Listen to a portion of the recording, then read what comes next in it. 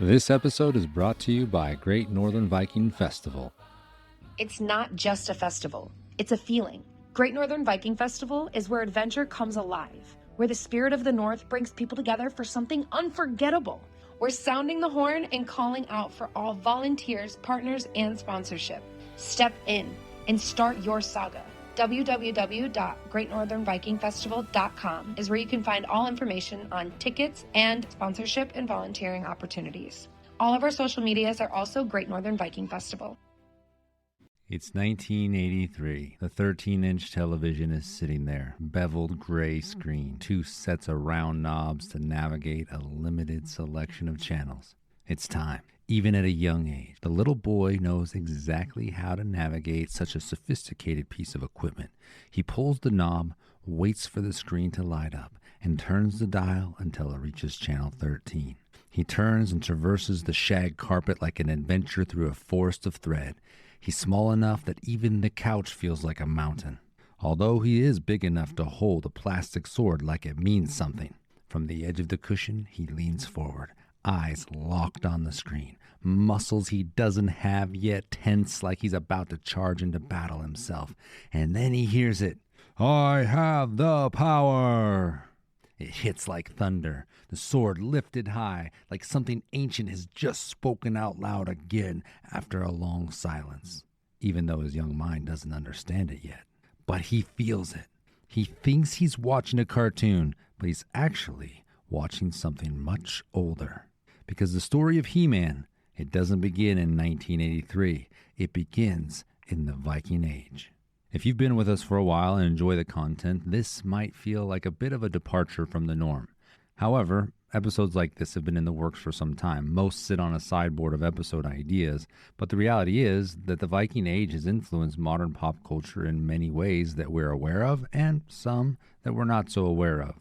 Some are overt, easy to identify, others are subtle. And we'll consider this the first episode into Viking influence in pop culture. And it may set the stage for future episodes that dive into the Viking influence in our world, because it's everywhere.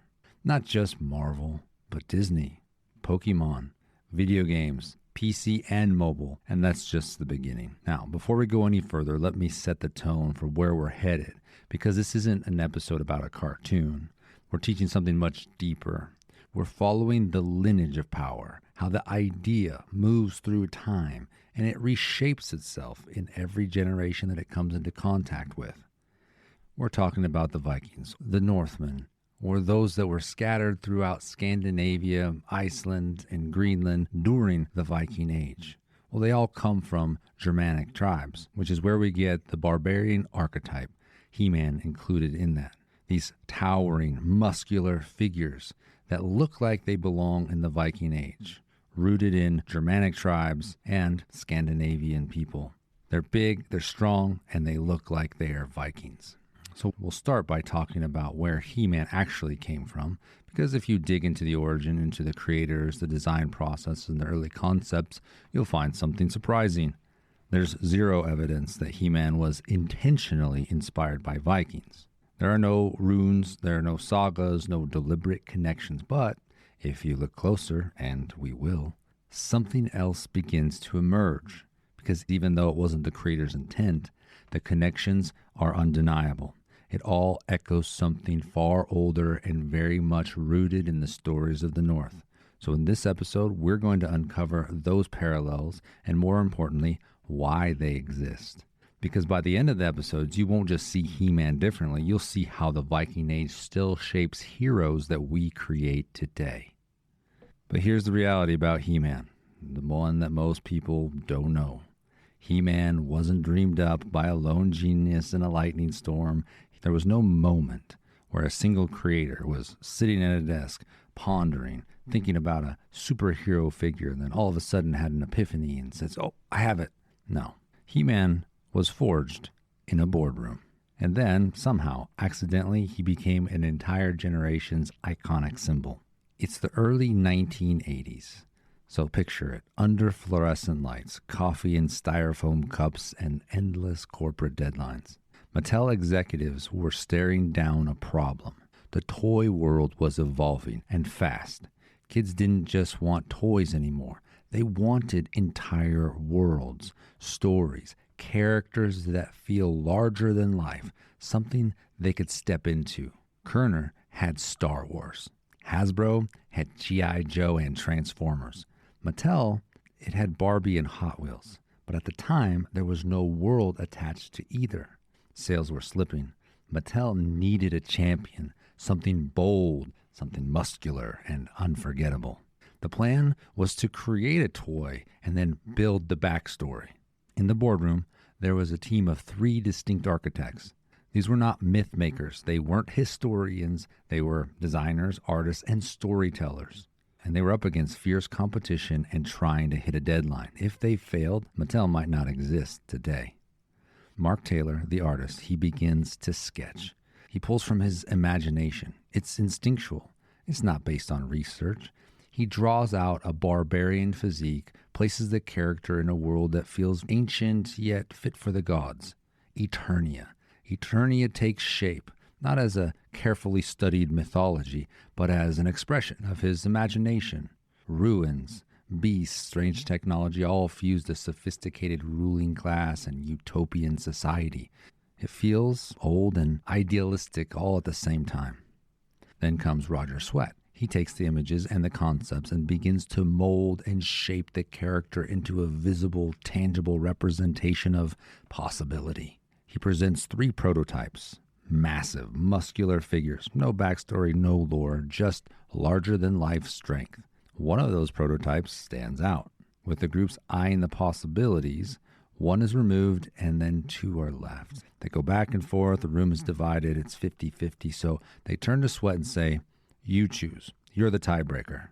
So Sweat picks the figure, plants him like a flag in the middle of the table, and utters the sentence, "He-Man, the most powerful man in the universe." That begins the story and would influence the direction of everything that comes after. That line doesn't exactly explain anything, but it does declare everything. With that, Donald Glut is given the task of taking this figure, the concept for his world, the premise for everything, and creating his story.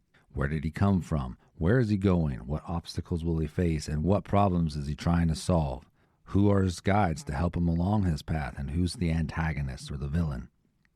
There's only one problem. How does Mattel intend to communicate the story of He-Man, a figure that was created out of thin air? Someone had an idea. What if we include a small comic book with each toy? Someone else says, kids don't read comic books anymore. The response, but they do look at pictures. So we'll add a comic book that tells the story through pictures with few words and simple dialogue mixed in. But then someone else says, that comic book idea is great, but what if we create a cartoon that kids can watch on TV? You mean like Saturday mornings? No, like every day when they come home from school and mom is fixing dinner. Every day? That's awfully ambitious. Maybe even impossible. It's never been done. That's exactly why we should do it. And that right there was the genius of He-Man. That cartoon and world-building method, it gave kids a reason to care, a reason to collect, a reason to tune in every single day. It took about a year for the cartoon to appear, so the comics had to do the heavy lifting at first. So Glut wrote the short stories, mini comics tucked into the packaging, origins, battles, the characters, the stakes, and just like that, the toy takes the world by storm. But consider for a second something strange just happened. They didn't sell a figure. They gave every child a fragment of a story, a piece of a larger narrative, somewhere to place their character. It was incomplete and limited, but you don't need every detail when you have imagination. It was like He-Man had his own saga. Not overly detailed, but enough to give some imaginative direction. Think about it. In the Viking world, stories weren't handed to you as finished products. Even what we have today often feels short or incomplete, like we want more. We want the proper hero arc and the resolution, but we don't always get it. Sometimes it's up to us to consider the possibilities and the outcomes. Viking Age stories were told around fires, passed on with words in an oral society. They expanded in the listener's mind. The gaps weren't flaws, they were the point. And now, without meaning to, accidentally, Mattel recreated the same storytelling structure of the Viking Age. A warrior, a weapon, a world hinted at but never fully explained, a story that lives in the imagination of the one who hears and engages with it. None of these three men set out to create mythology, nor were they drawing from any single source. They were trying to sell toys, trying to keep a long-running successful toy company from losing its grip on the industry. But in the process, they pulled from something deeper than they realized, which suggests that the influence of the Viking Age isn't just history we learn. The stories actually penetrate deeper into our psyche than we realize. Strong, barbarian berserker imagery, ancient hero archetypes, swords, weapons, sorcery. The culture at the time was already borrowing from the Norse world, flowing through things like Marvel Comics with characters like Thor. And then there was Conan the Barbarian, a resurgence of Lord of the Rings, even though it was written in the 1950s, and Dungeons & Dragons was reaching its peak popularity. Though none of these draw exclusively from the Viking world, you can't help but see the connections. They weren't copying Vikings, but they were definitely swimming in the waters of the world that the Vikings helped shape. The final piece of the boardroom is where Glut rises from his chair, the room still buzzing with half-formed ideas. He walks to the head of the table, pauses, then he lifts his hand, thumb and forefinger forming two sharp right angles. He frames an invisible square in the air. He peers through it like a director lining up a shot, lets the moment hang as everyone waits for what he'll say. Picture this. There's a kingdom, not soft, not fragile, but ancient. A place where towering stones rise out of the earth like it remembers something older than men who walk its halls. A place of order, of strength, of peace. It's called Eternia. At the center of it all stands a throne. It's not just power, it's responsibility. There's a king and a queen and a son, Prince Adam. At first glance, Adam is not what you'd expect. He's not the strongest, not the most disciplined, not a warrior or a hero that people look at as the next king in a long line of nobles. In fact, he's unassuming, we'll say mild-mannered, or even less, lacks confidence. But that's the point, because kids can relate to that. Heck, we can all relate to that, because the story doesn't begin with power, it begins with potential. This is a world where kids can say, I can become something if I just tap into the right source of power. And then there's the antagonist, someone who's outside the walls, something evil, a force that wants to destroy, wants to control and take what doesn't belong to it, to claim the source of all power in Eternia, to take Castle Grayskull. This is what will force the hero to tap into his power, not for himself, but for others. And from the shadow rises something strong, something old, something that was human, but corrupted and consumed by a lust for power. We'll call him Skeletor. He feels like a man and more like something left behind after a man is gone. He'll stop at nothing to get what he wants. He wants to rule over all of Eternia. So the kingdom's on edge. Evil might just win if someone doesn't step up. The stakes are high. All of Eternia and everyone living there will either be free or enslaved by Skeletor. The noblest warriors of the kingdom gather and stand ready. These are allies and guides for He-Man. The line between order and chaos is clear. And each hero, which the kids can collect all of them, will embody something good, something that parents will even love. Villains will have them represent the stuff that trips people up, the negative personifications of things to avoid. So Adam is strong, but he lacks confidence, so we'll give him what he lacks by channeling it through a weapon, a special sword, the sword of power. It has the ability to transform him, but the twist is the sword doesn't simply grant He-Man strength, it reveals what's already there, buried in him, waiting. So picture it, Prince Adam raises the sword and he says, by the power of Grayskull, lightning all around, channeling through the sword, Adam is transformed into He-Man and says, I have the power. Now he's ready to face whatever obstacles stand in his way, because Skeletor is still there and his henchmen are always up to no good. So He-Man will fight, defend, and protect the innocent. Every battle will teach kids a valuable lesson. He-Man will teach honesty and moral responsibility, and how the battle to be good never ends. So he'll have trusted companions, allies, and guides. So all along the way, he's not alone. These will all be warriors in their own ways, each approaching the fight from a different angle. Strength, bravery, wisdom, you get the idea. And every time Adam raises his sword, every time he becomes He-Man, he's choosing to stand for what is right. He may not be ready, but he chooses. Kids will love it. Parents will embrace it for what it teaches. A prince who becomes a warrior who faces evil, a bad guy who never fully disappears, the power that must be used but never abused, and a battle and a story that goes on, because the fight is never over.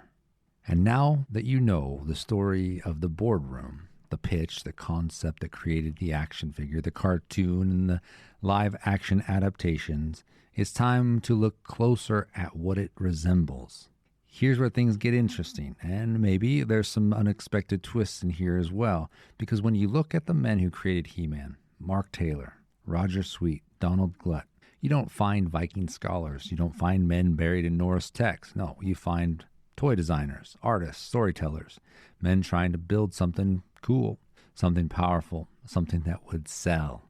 And yet, when we start looking at the connections, we're left with one conclusion. They didn't know exactly what they were creating, but the influence of the Viking Age, it's impossible to resist.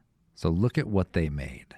A warrior who could fit right into a Viking saga, a man transformed by power for battle, an evil, greedy, undead villain with a mythical realm that's home to a godlike man, touching multiple other realms that can be explored, not to mention the link to Earth that comes later from the movies. Then there are the Valkyrie-esque characters along with all the other heroes and villains. That, and just like the sagas of the Viking Age, they're actually teaching something deeper, traits to pursue or distorted virtues to be avoided. They didn't set out to create something Viking, but they couldn't escape it. Because the Viking Age didn't just leave behind artifacts, it left behind patterns, principles, and a path for epic storytelling. Those paradigms are what get told, retold, and reshaped over and over. Eventually, they stop belonging to one specific group of people in a specific geographical location and start belonging to everyone. Once a story takes root deep enough, it becomes part of the imagination itself. It becomes part of narrative DNA. So even if you've never read a saga, never studied a rune, never stood beneath the northern sky, you still feel it. It's impossible to avoid.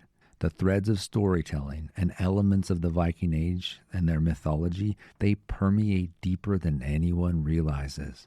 That pull towards strength and the best version of yourself, the hunger to be more, to be honorable, loyal, and sacrificial for others, the sense that somewhere locked behind courage, sacrifice, and trial, there's something in you, a version of you waiting to be awakened.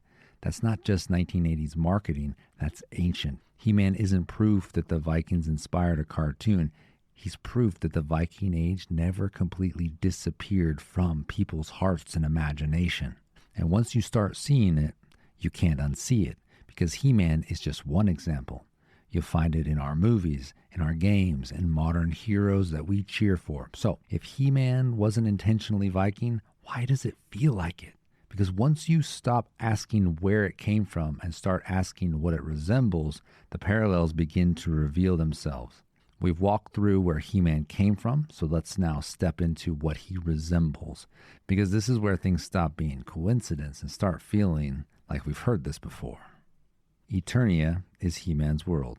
But it's not just a setting. It's not just terrain. It's not just where the story happens. It's actually the center of power. It's a place where the ancient forces converge. It's where the noble order rules with peace and power, but evil chaos wants to see it all burn to the ground. Not only that, but the fate of more than one world hangs in the balance. Sounds a lot like Asgard, where noble characters look out for the good of all the realms. Eternia is a place where a righteous king and queen sit on the throne, where their son and daughter are tasked with the responsibility to save Eternia and everyone in it from perpetual evil. Eternia doesn't feel like a planet. It actually feels like a realm. He-Man isn't just strong, he's strength embodied. Other than the barbarian outfit that he wears, he feels like he could very well be a resident of Asgard himself, maybe even related to Thor or Balder. And with He-Man, there's no training montage. There's no Karate Kid waxing on and waxing off for hours or painting the fence. His power is tied to a special weapon and unlocked through transformation. He has the elements of Thor, Mjolnir, the hammer, the sword of power, or the power sword, or sometimes called the sword of Grayskull. Lightning accompanied by transformation. Worthiness to wield the weapon, which is tied to the hero's identity. There's even a hint of Balder in there. A clean, radiant presence, a high moral character, a figure others rally around. Where do those connections come from? There are only a few options. They're either reading Norse mythology, reading issue 83 of Marvel's Journey into Mystery, or because they're stories that are buried deep into the creator's subconscious. And I think as we look through this, we realize that storytelling, Norse storytelling, stories from the Viking Age, have sunk deep into people's subconscious more than they even realize. Well, how about the evil villain? This one's interesting. Skeletor, a living, walking, talking, stronger than the average man, dead guy. He's obsessed with power, drawn to ancient places and secrets, fixated on destroying what is good, the royal family, He-Man, and ruling forever over Grayskull. That is the energy of a Draugr all day long. Living dead, greedy for power, not kind to humans or anything that stands in their way. It's as if evil has a way of showing up in multiple stories, in multiple cultures in the same way. Alive, but representing death itself, fixated on power and destroying what is good and the peace that others have. The other villains, they're no less interesting, because when you look into them, they pair perfectly with the Viking Age and what they deemed as dangerous characteristics. Beastman, he has instinct without restraint. He was wild and uncontrolled, full of rage and anger. Look, the Viking Age warriors, they feared becoming this. They feared losing control. They fear what happens after the war is over and losing control.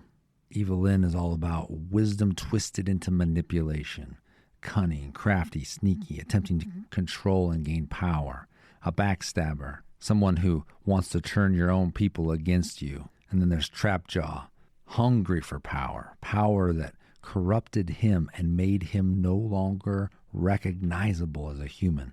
In Viking storytelling, these wouldn't be just enemies, they would be warnings. And you can see the connections and the parallels that even in the evil villains, there's a moral lesson to be had, just like we see encoded in the Viking sagas. Well, if that's true, then the heroes, they must possess virtues worth leaning into: strength and discipline, wisdom and purpose, power and restraint. The Viking Age was full of virtues and principles that the people of the North sought to live by. Even the Havamal touches on core virtues: wisdom, self-control, moderation, courage, hospitality, loyalty, honor, prudence. That's planning ahead, resilience, the ability to endure hardship when life is difficult. And if you look closely, you'll see these virtues in He-Man or his companions. But there are a few specific heroes that are worth mentioning. Tila, she has Valkyrie energy all day. Tila isn't just a female warrior. She carries authority. She leads. She is quietly a secondary protagonist, which is consistent with how the Viking Age viewed Valkyries. The warriors, they go into battle. They have their own stories to forge and to be heroes of. But under that, the Valkyrie, the weavers of fate, they choose who lives and who dies. Neither are passive, neither are for decoration. Tila and the Valkyrie have a part to play in every battle. Tila isn't the only female hero from Eternia. She-Ra is not a supporting character either. She has parallel power. You could link her to Freya, or you could see her as a representation of a famous warrior age shield maiden like Lagertha or Freydis Eriksdottir or Brynhildr. Women who didn't just exist in the story, they shaped it, and they became worthy of their own sagas, just like She-Ra. Not everyone realizes Eternia is not a standalone realm. There are other dimensions, hidden realms, layered existence in He-Man's universe. Hence the title, Master of the Universe. Norse cosmology has 9 realms. Not all 9 realms are given equal attention. And other than knowing that there are 9, many people can't even list them all from memory. But there is one central realm that gets the main focus, Midgard. and Asgard looks over it. Midgard is where the humans dwell. And eventually, for whatever reason, the writers, especially in the movies, they connect Eternia and Midgard, or Earth. We can make more connections. Castle Grayskull was seen as a sacred place, a sacred threshold. It's where there was power stored. That's where the transformation happened. This is where access was restricted. Not just anybody could go there. So similar concepts exist in the North as well. They had sacred places that mattered, burial mounds, sacred runestones, Mimir's Well of Wisdom. Not everybody was invited to these places. They had strict rules because they had power stored within them. Even the ongoing battle between He-Man and Skeletor, it's not a departure of Viking storytelling. Their battles continue as well. They continue all the way up to Ragnarok, of course. No, He-Man doesn't have an apocalyptic ending, but basically both recognize that evil exists and battles will continue. And if good is defeated, then evil wins. And so the stakes are always high for Eternia, for the Viking world, and for us today. Evil enemies, they've had multiple iterations, and there's always an opportunity to stand against evil and to overcome. In that, all universes are connected. So what are we really seeing when we're looking at He-Man? We're not seeing copies, but we're also not seeing coincidence. We are seeing patterns, echoes, structures that feel familiar because they've been told again and again. So let's go deeper for a moment. If it all feels connected, He-Man, the Vikings, the thread of storytelling that all seems to weave together perfectly, the hero that rises, overcomes, falls, and then rises again. There may very well be a reason for that. Not because one copied the other, not because they were all reaching towards the same thing, but because they're all communicating from one singular storytelling route that connects them all. Tolkien is a great place to start because he loves the North and he loves Norse mythology. He didn't shy away from it, even if he had different core beliefs. He leaned in and he wrote. But here's the truth about Tolkien. He didn't believe the myths were random inventions. He believed they were reflections, echoes of something more true, older, deeper than any single culture. To him, stories weren't created out of nothing. They were discovered, rediscovered, or had simply already been written in our hearts. Every story, he would say, has fragments of a greater reality, told in different languages across different lands through different people at times. So according to Tolkien, what is it that we're seeing? And why do these stories feel so connected? It's not because the creators of He-Man were borrowing from Norse mythology, but because they're not separate at all. What if all stories point back to one true story? Look at the pattern. The hero rises, faces darkness, is tested, broken, reshaped, and returns, changed. Different names, different worlds, same structure, same heartbeat.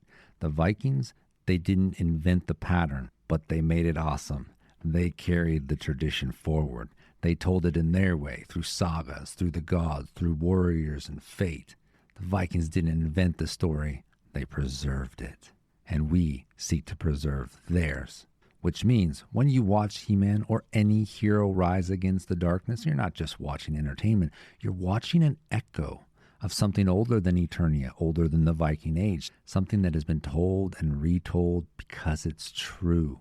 That's why we can't stop and will never stop telling that story. Let's travel back to that living room where the screen is glowing, the antenna is adjusted perfectly, a small boy with his hand gripping a plastic sword like it mattered more than anything else in the world. That kid that didn't have the words to articulate what was happening. Good, evil, virtue, and victory. He didn't understand the history behind it, but he could feel it. That moment with the sword raised, it was more than imagination. It was a deep recognition.